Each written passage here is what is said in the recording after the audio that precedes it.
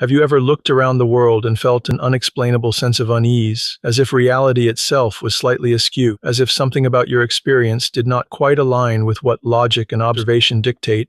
Have you ever wondered why moments of déjà vu feel so uncanny, as if the world is repeating itself or subtly correcting mistakes? These feelings may seem trivial at first, but they could hint at a far deeper truth that challenges everything we know about existence. This is where the simulation hypothesis comes into play, a mind-bending idea suggesting that everything we perceive, including the air we breathe, the ground we walk upon, the very cells that make up our body, and even the thoughts that occur in our mind, may not be the result of a physical universe at all, but rather components of a sophisticated computer program.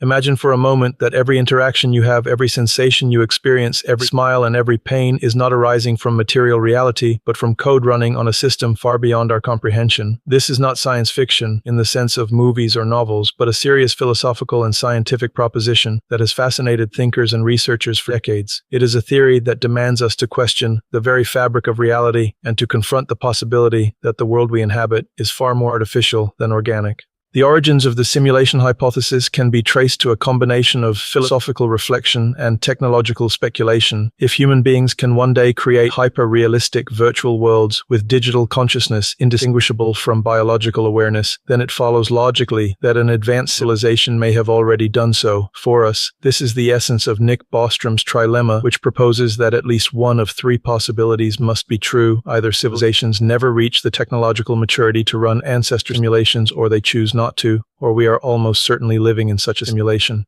The reasoning is straightforward yet profound. If the capacity to simulate conscious beings exists, and if post-human civilizations are numerous and technologically capable, then the number of simulated realities would vastly outnumber the one original base reality, making it statistically probable that we are inhabitants of a simulation rather than the creators of one. This argument invites a staggering shift in perspective, compelling us to reconsider the nature of reality, our place within it, and the implications for meaning and purpose. To understand the plausibility of the simulation hypothesis, it helps to look at the technological trajectory of our own civilization. Today, we witness the rapid development of virtual reality systems, artificial intelligence, and computational frameworks capable of modeling increasingly complex behaviors. In these simulated environments, avatars respond in nuanced ways, generating emergent patterns that feel authentic to the user. As computing power continues to grow exponentially, the lines between the digital and physical blur further. Advanced simulations in the future may reach a point where every sensory input and cognitive process can be replicated down to the finest detail, creating worlds that are indistinguishable from what we perceive as objective reality. When we consider these trends alongside the possibility of civilizations more advanced than our own, the idea that we might exist within such a meticulously constructed program becomes increasingly compelling. But if we accept the simulation hypothesis even as a working theory, it raises profound questions about observation and causality.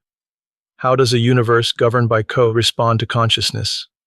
Are there limitations or rules embedded in the architecture of the simulation that manifest as the laws of physics? Are phenomena such as the speed of light or quantum uncertainty indicative of system resource management imposed by the simulation? In this context, glitches in reality become particularly fascinating. The Mandela effect, unexplained coincidences, and moments of inexplicable familiarity may represent instances where the simulation corrects errors or patches inconsistencies. The concept of reality as code allows us to frame these anomalies not as aberrations of chance, but as logical outcomes within a system with underlying parameters and constraints. This perspective not only reshapes our understanding of anomalies, but challenges our perception of free will causality and the meaning of existence itself.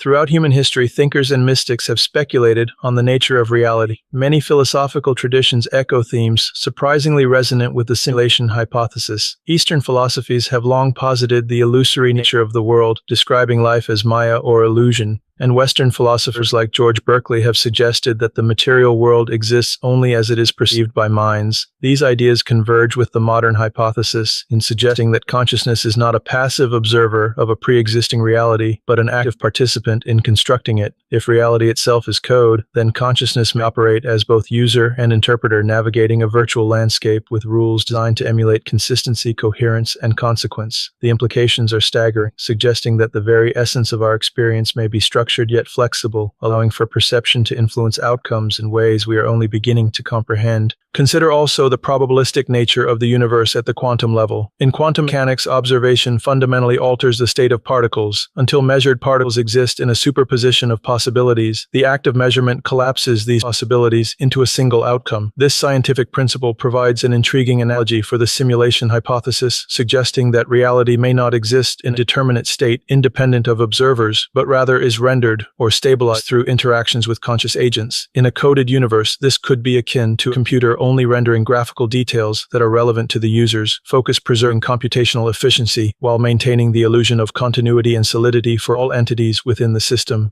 Such a framework provides a rational basis for phenomena that previously seemed inexplicable and connects abstract philosophy with tangible scientific observation. In contemplating the simulation hypothesis, we inevitably arrive at ethical and existential considerations. If our universe is a simulation, what is the responsibility of the programmers toward their creations? Are our lives predetermined scripts or dynamic interactions, allowing for meaningful choice? Do notions of morality and consequence retain significance in reality that may be artificial? And conversely, if we are participants within the simulation, does understanding this fact empower us to live more intentionally, to seek purpose and meaning within the constraints imposed by our environment? The awareness of a simulated framework does not necessarily diminish the value of experience, but may deepen our appreciation for complexity and encourage philosophical reflection on how best to navigate a world that may be constructed yet richly intricate.